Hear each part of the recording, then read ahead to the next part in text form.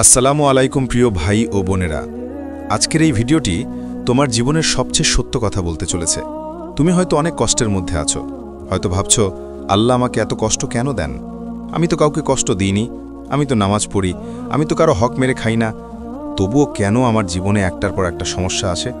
বন্ধু, আজ আমি তোমাকে একটা গভীর সত্য জানাতে চাই। আল্লাহ যাকে ভালোবাসেন তাকেই কষ্ট দেন। অবাক হচ্ছ? হ্যাঁ, শোনো মন দিয়ে। আল্লাহ কষ্ট দিয়ে মানুষকে ধ্বংস করতে চান না, বরং তাকে গড়ে তুলতে চান, তাকে নিজের কাছাকাছি আনতে চান। এই ভিডিওটা যদি শেষ পর্যন্ত দেখো, তাহলে তোমার জীবন, তোমার চিন্তা আর তোমার কষ্ট দেখার দৃষ্টিভঙ্গি চিরদিনের জন্য বদলে যাবে। তাই ভিডিওটা মনোযোগ দিয়ে শেষ পর্যন্ত দেখো। আর যদি মনে হয় এই কথা তোমার হৃদয়ে ছুঁয়ে যায়, তাহলে একটা লাইক দিও, কমেন্টে বলো আলহামদুলিল্লাহ। আর এই ভিডিওটা তোমার প্রিয়জনদের সাথে শেয়ার করো, যেন তাদের মনেও ধৈর্যের আলো জ্বলে ওঠে। আর যদি এখনও ইসলামের দিগন্ত চ্যানেলটি সাবস্ক্রাইব না করে থাকো, তাহলে এখনই সাবস্ক্রাইব করে বেল আইকন অন করো, কারণ আমরা এখানে তোমার হৃদয় ছোঁয়া ইসলামিক গল্প, অনুপ্রেরণা আর জীবন বদলে দেওয়া বাস্তব কথা শেয়ার করি। বন্ধুরা, পৃথিবীর মানুষ ভাবে যার কাছে সব কিছু আছে সে সুখী, কিন্তু বাস্তবতা হলো যার অন্তরে আল্লাহ আছে সেই মানুষই সত্যিকারের সুখী। আল্লাহ যখন কাউকে ভালোবাসেন, তখন তিনি তাকে এই দুনিয়ার আরামদায়ক জীবন দিয়ে পরীক্ষা করেন না, বরং কষ্ট দিয়ে তার ঈমান, তার ধৈর্য আর তার আত্মাকে পরিশুদ্ধ করেন। কষ্ট আসলে দণ্ড নয়, কষ্ট আসলে আহ্বান, আল্লাহর দিকে ফিরে যাওয়ার আহ্বান। অনেক সময় আল্লাহ তোমাকে এমন জায়গায় ভেঙে দেন যেখানে তুমি ভাবো আর কিছুই নেই, কিন্তু আসলে সেই ভাঙার মধ্যেই তোমার আসল গঠন শুরু হয়। তাই এখন আমি বলবো, আল্লাহ যাকে ভালোবাসেন তাকে তিনি যে 4টি কষ্ট দেন, তার প্রথমটি কি এবং কেন সেটা তোমার জন্য রহমত, সেটা মন দিয়ে শোনো। প্রথম কষ্ট, আল্লাহ যাকে ভালোবাসেন তাকে তিনি মানুষ থেকে বিচ্ছিন্ন করে দেন। তুমি কি খেয়াল করেছো, জীবনের এক সময় তুমি যাদের সবচেয়ে আপন মনে করতে, তারা একে একে দূরে চলে গেছে। তুমি যার জন্য নিঃস্বার্থভাবে সবকিছু করেছো, সে হয়তো আজ তোমাকে ভুলে গেছে। তুমি ভাবতে এরা আমার চিরদিনের মানুষ, কিন্তু এখন দেখছো তারা তোমার কষ্ট বোঝে না, তোমার প্রার্থনার উত্তর দেয় না, বরং তোমাকে একা ফেলে দিয়েছে। বন্ধুরা, একা হয়ে যাওয়া কখনো অভিশাপ নয়, এটা আল্লাহর সবচেয়ে বড় নিয়ামতগুলোর একটি। কারণ আল্লাহ জানেন, যতক্ষণ তুমি মানুষের উপর নির্ভর করবে, ততক্ষণ তুমি কখনো তার উপর নির্ভর করতে পারবে না। তাই তিনি তোমাকে একা করেন, যাতে তুমি তার দিকে ফিরে আসো। একাকিত্ব এমন এক দরজা, যার ওপারে আল্লাহর নিকটতা অপেক্ষা করে। যখন সবাই তোমাকে ত্যাগ করে, তখন তুমি প্রথমবার সত্যিকারে ইয়া আল্লাহ বলে কান্না করো। সেই কান্নাই তোমার আত্মাকে শুদ্ধ করে। কষ্টের মধ্যেই মানুষ জানে তার আসল প্রভু কে। আল্লাহ রাসূল সাল্লাল্লাহু আলাইহি ওয়াসাল্লাম বলেছেন, যখন আল্লাহ কোনো বান্দার জন্য কল্যাণ চান, তখন তিনি তাকে দুনিয়ার কষ্ট দিয়ে দেন। অর্থাৎ আল্লাহ যাকে ভালোবাসেন তার দুনিয়ার বন্ধনগুলো আল্লাহ নিজ হাতে ছিন্ন করে দেন, যেন সে কেবল তার সাথেই যুক্ত হয়। ভাবো, যখন তুমি একা হয়ে পড়লে তখন তুমি কি করো? তুমি মানুষের কাছে দৌড়াও, ফোন দাও, মেসেজ পাঠাও, কেউ সাড়া দেয় না। শেষে একদিন তুমি হাত তুলে বলো, হে আল্লাহ, এখন আমি শুধু তোমারই কাছে।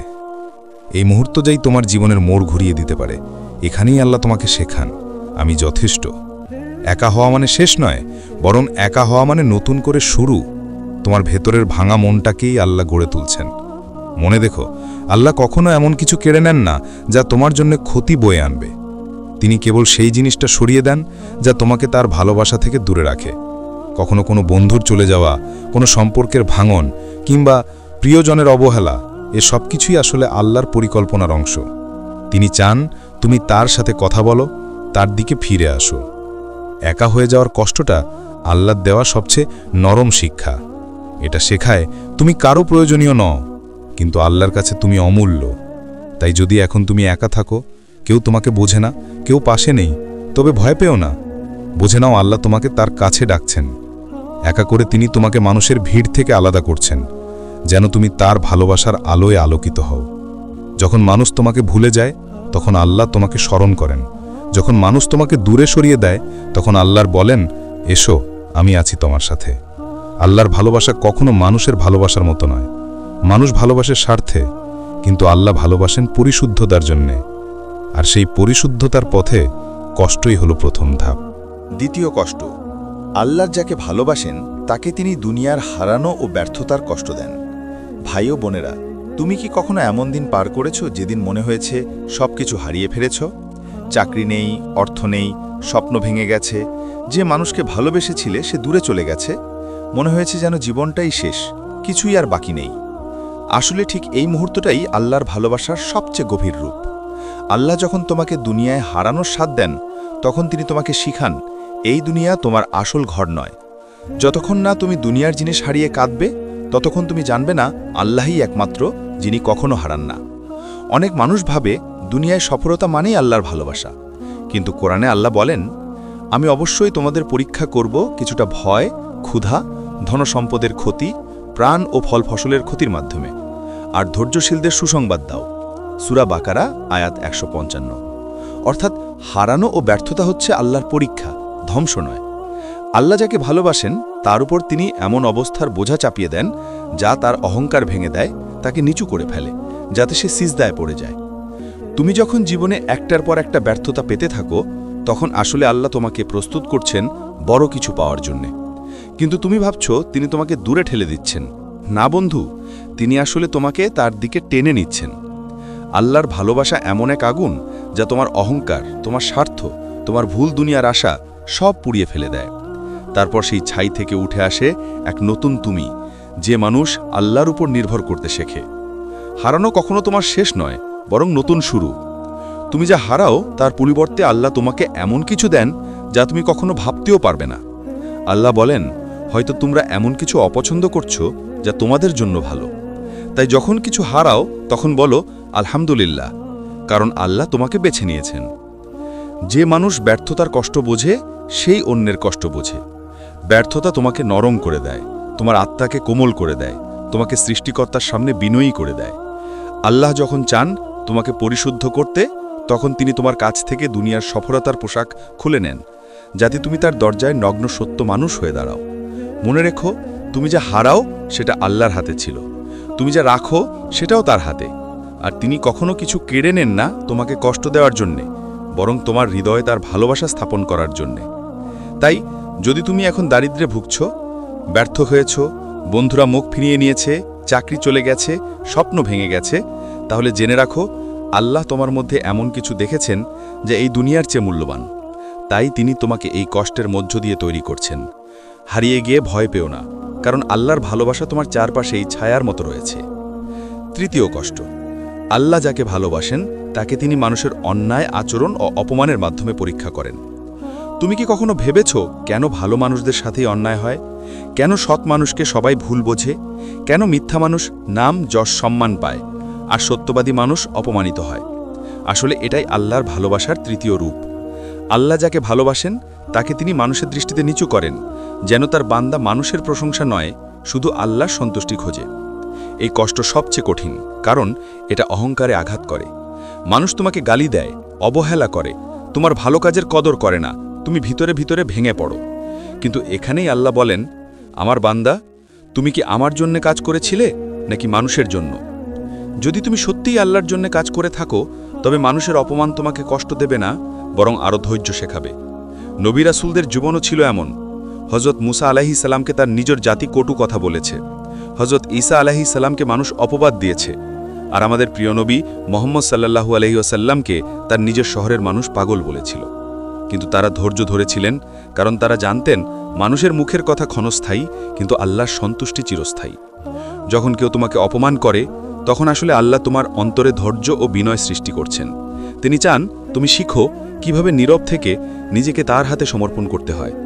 অপমান হলো আত্মাকে পরিশুদ্ধ করার আগুন, এটি অহংকারকে গলিয়ে ফেলে দেয়। যদি তুমি মানুষের গালি শুনেও চুপ থাকতে পারো, তাহলে জেনে রাখো আল্লাহ তোমাকে এমন স্তরে উন্নীত করছেন যেখানে শুধু প্রিয় বান্দারাই পৌঁছায়। আল্লাহ বলেন, যে ক্ষমা করে ও মাফ করে দেয় তার প্রতিদান আল্লাহর উপর। সূরা আশ-শুরা আয়াত 40।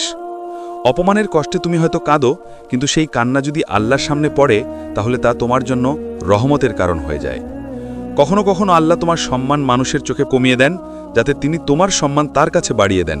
তাই মানুষ যখন তোমাকে তুচ্ছ ভাবে, তখন হেসো না, কেঁদো, বলো আলহামদুলিল্লাহ, আমার রব আমাকে ভুলেননি।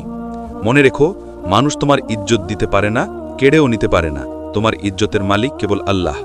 তুমি যদি তার জন্য অপমান সহ্য করো, তবে তিনি এমন সম্মান দেবেন যা এই দুনিয়ায় কেউ দিতে পারবে না। চতুর্থ কষ্ট হল, আল্লাহ যাকে ভালোবাসেন তাকে তিনি দেরির কষ্ট দেন। দোয়া কবুল হতে দেরি, স্বপ্ন পূরণে বিলম্ব। বন্ধুরা, এই কষ্টটা অনেক গভীর, কারণ এটা সময়ের সাথে লড়াই। তুমি হয়তো আল্লাহর কাছে বহুদিন ধরে দোয়া করছো, হয়তো রোজ কাঁদছ, রাত্রি নীরবতায় সিজদায় পড়ে বলছো, হে আল্লাহ, আমার সমস্যাটা দূর করো। কিন্তু বারবার মনে হচ্ছে আল্লাহ শুনছেন না। তুমি বলছো, আমি নামাজ পড়ি, আমি কোরআন পড়ি, আমি কাউকে কষ্ট দেই না, তবুও কেন আমার দোয়া কবুল হয় না? আসলে আল্লাহ শুনছেন, কিন্তু তিনি তখনই দেন যখন তুমি পাওয়ার যোগ্য হও। তিনি দেরি করেন শাস্তি দিতে নয়, বরং তোমার হৃদয়কে প্রস্তুত করতে। আল্লাহ কোরআনে বলেন, মানুষ দোয়া করে অকল্যাণের জন্য যেমনভাবে কল্যাণের জন্য করে, আর মানুষ অতি অধৈর্য। সূরা ইসরা 11। অর্থাৎ আমরা চাই সবকিছু সঙ্গে সঙ্গে হোক, কিন্তু আল্লাহ জানেন কোন সময়ে কোন জিনিস আমাদের জন্য কল্যাণকর। দেরির কষ্ট আল্লাহর এক বিশেষ রহমত। যখন তুমি দোয়া করো কিন্তু ফল পাও না, তখন তোমার ভেতরে ধৈর্য জন্মায়, তোমার ঈমান পরীক্ষা হয়। তুমি যদি তাড়াহুড়ো না করে ধৈর্য ধরো, আল্লাহ তখন তোমাকে এমন কিছু দেন যা তোমার কল্পনারও বাইরে। তিনি কখনো দোয়া ফিরিয়ে দেন না, তিনভাবে দেন, কখনো সঙ্গে সঙ্গে, কখনো পরে, আর কখনো দুনিয়ায় না দিয়ে আখিরাতে তার চেয়ে উত্তম কিছু দেন। দেরি মানে প্রত্যাখ্যান নয়, দেরি মানে পরীক্ষা। আল্লাহ চায় দেখতে তুমি দোয়া করো তার জন্য, নাকি কেবল দোয়া পূরণের জন্য। তিনি যখন ভালোবাসেন তখন দোয়া কবুলে দেরি করে তোমাকে শেখান তুমি শুধু চাওয়ার মানুষ নও, তুমি অপেক্ষার মানুষও হতে শেখো। এই অপেক্ষা আল্লাহর বান্দাকে গড়ে তোলে। আল্লাহর প্রিয় নবীরা সবাই এই কষ্টের ভেতর দিয়ে গেছেন। হজরত ইয়াকুব আলাইসাল্লাম তার প্রিয় পুত্র ইউসুফ আলাইসাল্লামের জন্য বছরের পর বছর কেঁদেছেন, অথচ আল্লাহ সঙ্গে সঙ্গে তার দোয়া কবুল করেননি। কেন? কারণ আল্লাহ চেয়েছিলেন তার চোখের অশ্রু দিয়ে হৃদয়কে পরিশুদ্ধ করতে, আর শেষ পর্যন্ত সেই অপেক্ষাই তাকে আনন্দে কাঁদিয়েছিল। তেমনি হজরত জাকারিয়া আলাইসাল্লাম বুড়ো বয়সে সন্তান চেয়েছিলেন, অনেক বছর দোয়া করেছেন, কিন্তু আল্লাহ সঙ্গে সঙ্গে দেননি। একদিন যখন তার হৃদয় সম্পূর্ণভাবে আল্লাহর উপর নির্ভর করতে শিখল, তখন আল্লাহ তাকে ইয়াহিয়া আলাইহিসসালাম নামে এক পুত্র দিয়ে পুরস্কৃত করলেন। তাই মনে রেখো, যখন তোমার জীবনে সবকিছু দেরিতে হচ্ছে, চাকরি, বিয়ে, সুখ, সাফল্য, তখন হতাশ হইও না। বুঝে নাও আল্লাহ তোমাকে দেরির কষ্ট দিয়ে পরিপূর্ণ বিশ্বাসের শিক্ষা দিচ্ছেন। দেরি মানে ধ্বংস নয়, দেরি মানে উন্নতি। কারণ যত বেশি দেরি তত বড় পুরস্কার। আল্লাহ কখনো তোমার হাত খালি রাখেন না, কেবল তখনই রাখেন যখন তোমার হাত ভুল পথে প্রসারিত হয়। তাই যদি দোয়া করে ক্লান্ত হয়ে যাও, হতাশ হয়ে যাও, তবুও একবার বলো, আমার রব, আমি তোমার পরিকল্পনাতেই সন্তুষ্ট। এই সন্তুষ্টি যখন তোমার হৃদয়ে আসবে, তখন আল্লাহর রহমত তোমার জীবনে ঝরে পড়বে এমনভাবে যা তুমি কল্পনাও করনি। দেরির কষ্ট আসলে তোমার ঈমানের সৌন্দর্য বাড়ায়, তোমাকে ধৈর্যের আসনে বসায়। তাই যদি আল্লাহ দেরি করেন, কাঁদো, প্রার্থনা করো, কিন্তু থেমো না, কারণ দেরির পরেই আসে পূর্ণতার আলো। বন্ধুরা, এখন তুমি জানলে আল্লাহ যাকে ভালোবাসেন তাকে তিনি কষ্ট দেন, কিন্তু সেই কষ্টের প্রতিটি ফোঁটায় লুকিয়ে থাকে রহমত। একা করে তিনি তোমাকে নিজের দিকে ডাকেন, হারিয়ে দিয়ে তোমাকে বিনয় শেখান, অপমান দিয়ে তোমাকে ধৈর্য শেখান, আর দেরি করে তোমাকে বিশ্বাস শেখান। জীবনে যত কষ্ট আসে তত বেশি তুমি আল্লাহর কাছাকাছি পৌঁছাও। কখনো ভেবো না আল্লাহ তোমাকে ভুলে গেছেন। তিনি তোমার প্রতিটি অশ্রু দেখেন, প্রতিটি দীর্ঘ শ্বাস শোনেন। আল্লাহ বলেন, নিশ্চয়ই কষ্টের পরেই আছে স্বস্তি। সূরা ইনশিরাহ 6। তাই এখন যদি কষ্টে থাকো, জানো এই কষ্টই তোমার জন্য ভালোবাসার চিহ্ন।